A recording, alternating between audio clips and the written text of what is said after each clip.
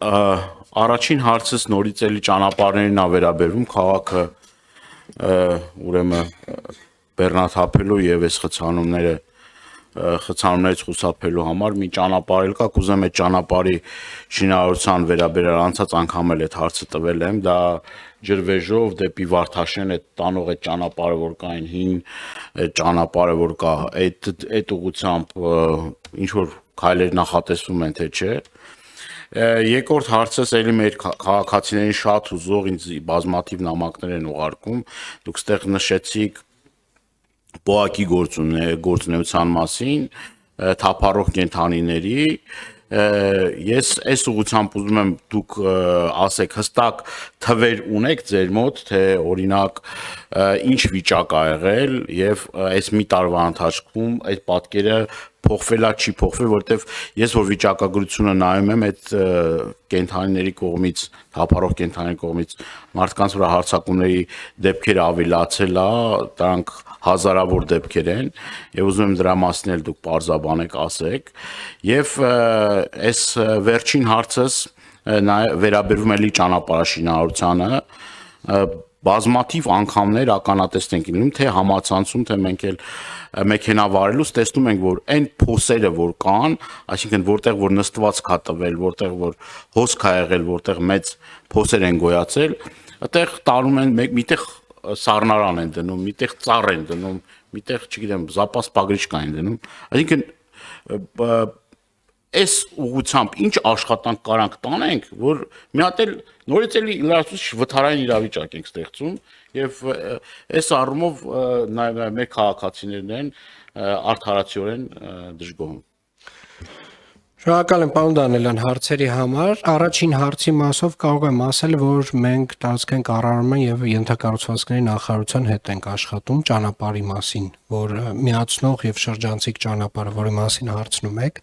մի հատվածը Երևանի քաղաքապետարանի դաշտում է, մյուս հատվածը տարածքային կառավարման նախարարության դաշտում է, այդտեղ միացման հարցերն են քննարկում եւ որքան տեղյակ եմ տարածքային կառավարման նախարարությունը արդեն որոշակի լուծումներ ունի ընդհանրական, թե ինչպես պետք է անենք, այս տարի process-ը պետք է սկսենք, այսինքն ծրագրերի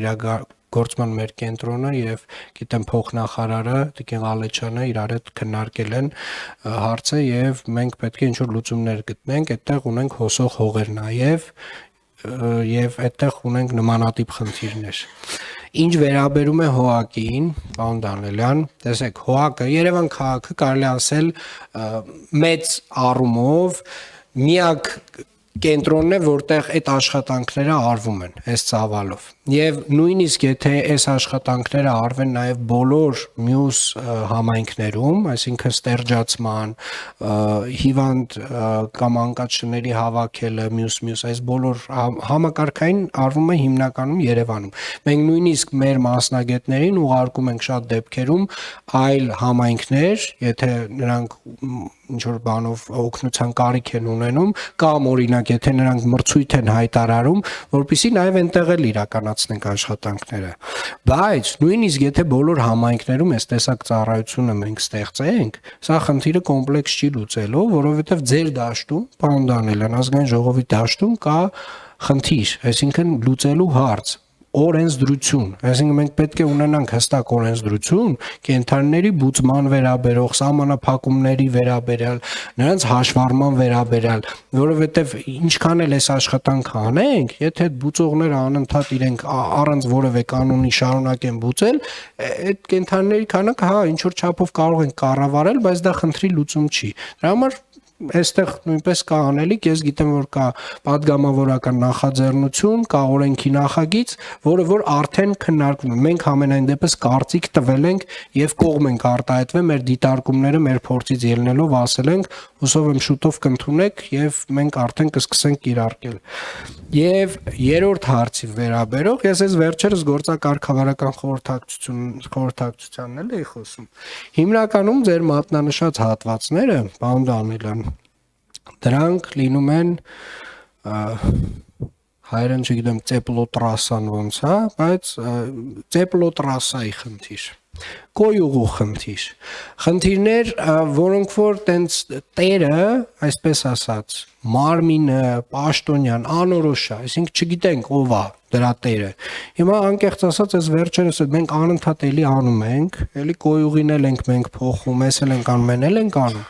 բայց այդ խնդիրների լուծման համար պետք է հստակ ծրագիր եւ այդ ծրագրի համար պետք է այնց տարբեր մարմիններ իրար հետ աշխատեն, եթե մենք ենք դրա պատասխանատուն, մենք ուրախ կլինենք, ֆինանսավորումը մեզ հատկացվի, մենք այդ խնդիրները լուծենք, բայց կոնկրետ հիմնականում այն տեսակ այն հատվածներում, որտեղ որ դուք խնդիր եք տեսնում,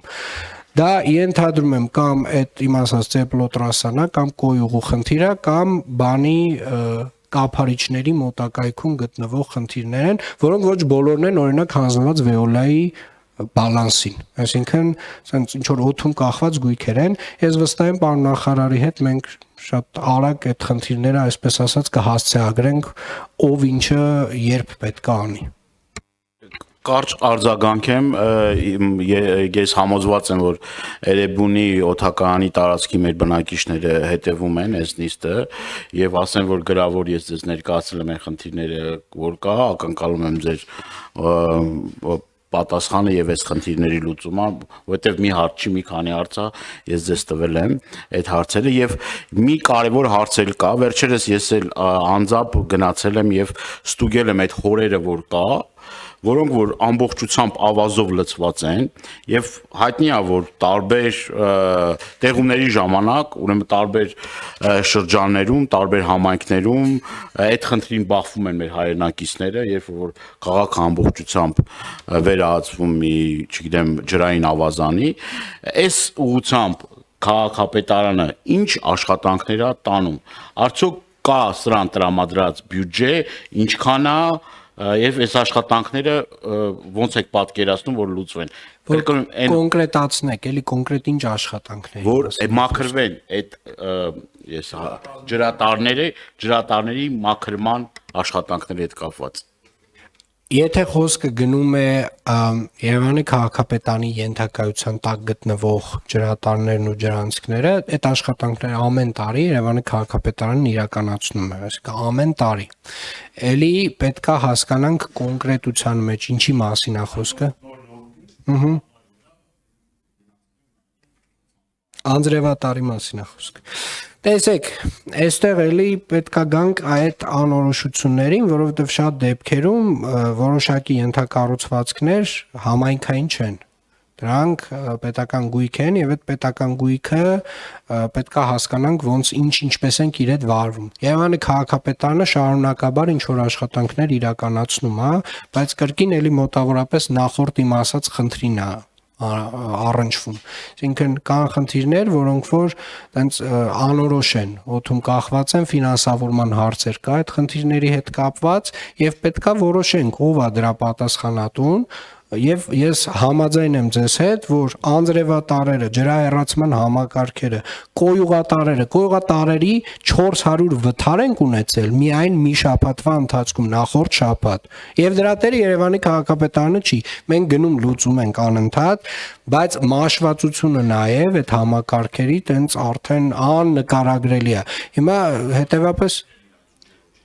Վստահաբար, մենք օրինակ նախորդ տարի 13-14 կիլոմետր կոյուղի ենք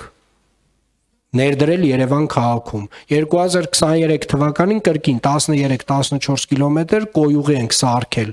մուշական համայնքում եւ այլ այս տարբեր տեղեր նախորդ տարի 35 հասցեում արել ենք հիմա անկեղծ ասած